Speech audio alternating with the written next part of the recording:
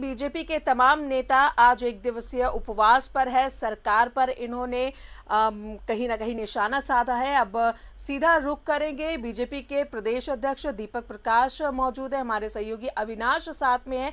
तो अविनाश, बीजेपी के तमाम नेताओं ने एक दिवसीय उपवास किया है और कई चीजें निकलकर सामने आ रही हैं। राज्य सरकार पर निशाना भी साधा जा रहा है।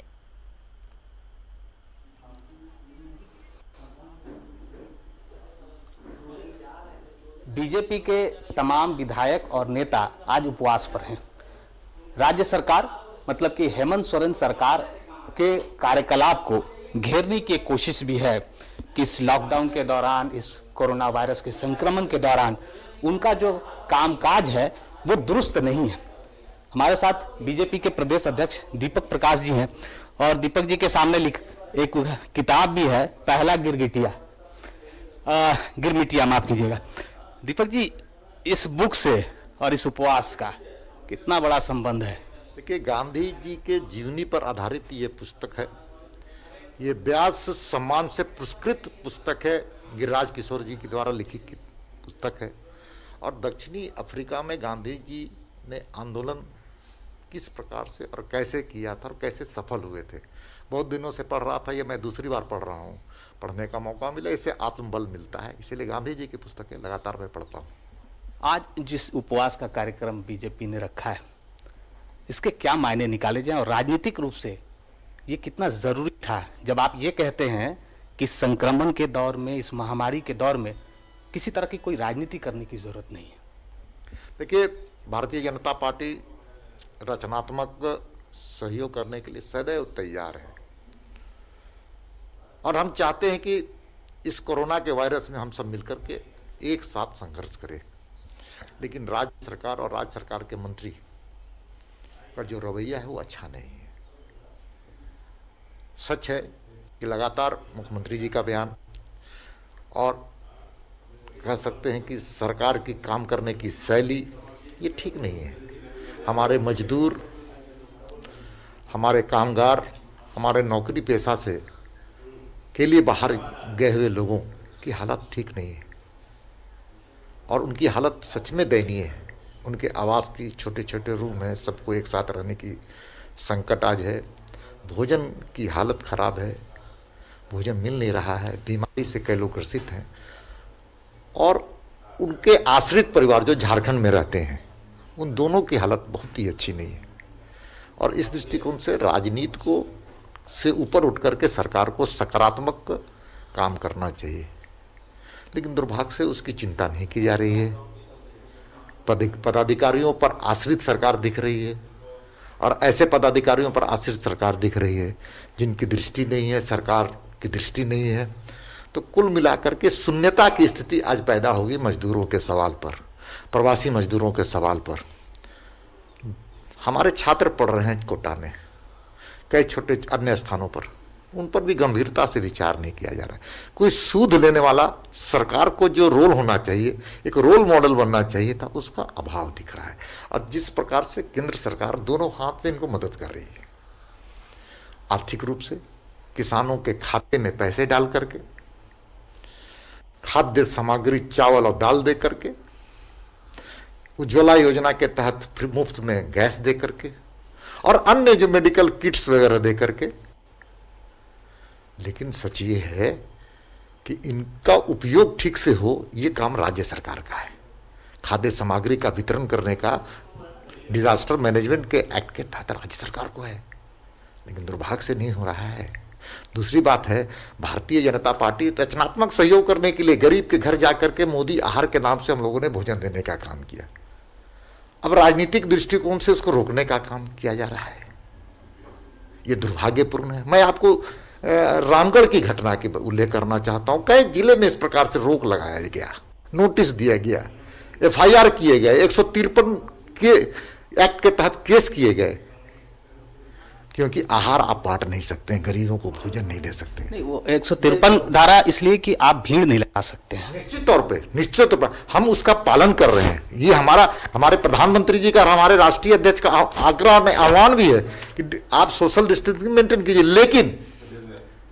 लेकिन सच ये है कि ये बहाना है आप फोटोग्राफ्स दिखा देंगे, उस फोटोग्राफ्स में मात्र 3 लोग सोशल डिस्टेंसिंग मेंटेन करके भोजन दे रहे हैं, लेकिन डर है कि भारतीय जनता पार्टी की लोकप्रियता बढ़ ना जाए।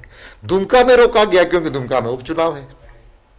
दीपक जी, आपने दो सवाल आपने उठाए हैं, दोनों ही सवाल पर मेरा आपसे जानना है। पहला तो ये कि जो प्रवासी मजदूर हैं, दुर्भाग्य की बात है इस पूरे 20 साल में झारखंड से जितने भी असंगठित मजदूर दूसरे राज्यों में जाते हैं उनका कोई रजिस्ट्रेशन नहीं होता है। इसके लिए कोई एक पार्टी, एक सरकार जिम्मेदार नहीं है।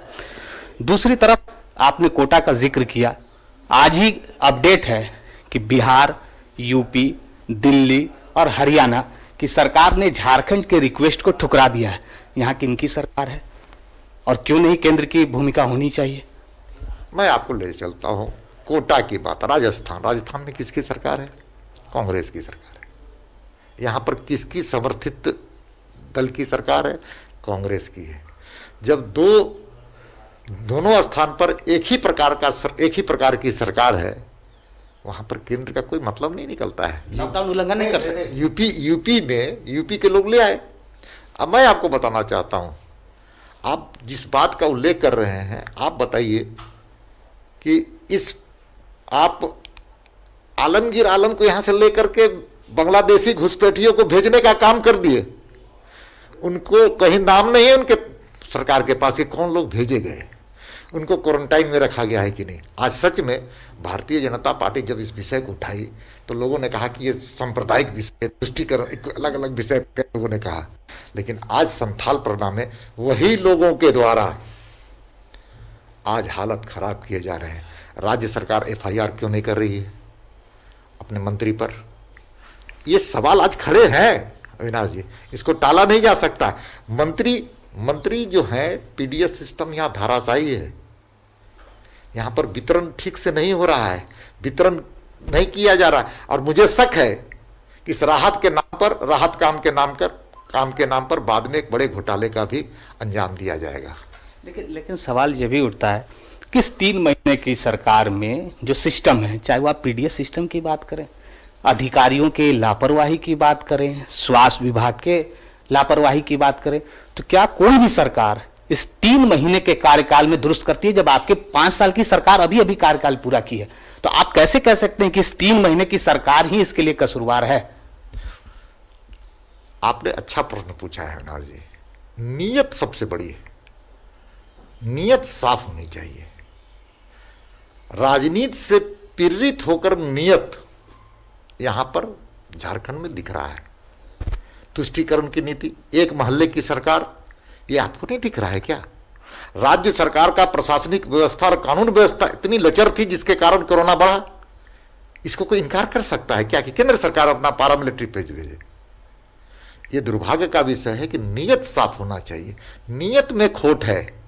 ये चाहते हैं कि सिर्फ अपने बलबूते पर जनता के बिना साथ लिए हुए हम इस संघर्ष को आगे बढ़ाएं, लेकिन ये संभव नहीं है। जनता का जन समर्थन किसी भी लड़ाई में जरूरी है। बिना जन समर्थन का कोई भी लड़ाई लड़ा नहीं जा सकता है। कोरोना वायरस से भी नहीं लड़ा जा सकता है।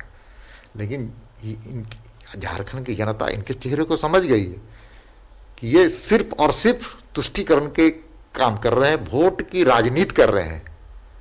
ऐसे कई उदाहरण हैं, उन उदाहरणों को आपके पास चर्चा नहीं करना चाहते, लेकिन तो नीयत में खोट है जिसके कारण 3 महीने या 6 महीने की सरकार हो सकती है। तमाम चीजों का ठीकरा राज्य सरकार पर फोड़ रहे हैं। जाहिर तौर पर 3 महीने की सरकार है और इतनी बड़ी आपदा है, तो इससे निपटने के लिए राज्य सरकार को जाहिर तौर पर कुछ न कुछ रास्ता अख्तियार करना पड़ेगा। बहरहाल बहुत बहुत शुक्रिया अविनाश तमाम बातचीत के लिए। तो कोरोना वायरस के वजह से, ये वैश्विक महामारी के वजह से पूरा देश लॉकडाउन है। जहां जो फंसे हुए थे वहां फंसे हुए हैं। वहीं अगर बीजेपी के नेता और सांसदों की बात करें, वो 1 दिवसीय उपवास पर बैठे हैं और साथ ही साथ राज्य सरकार पर निशाना भी साध रहे हैं।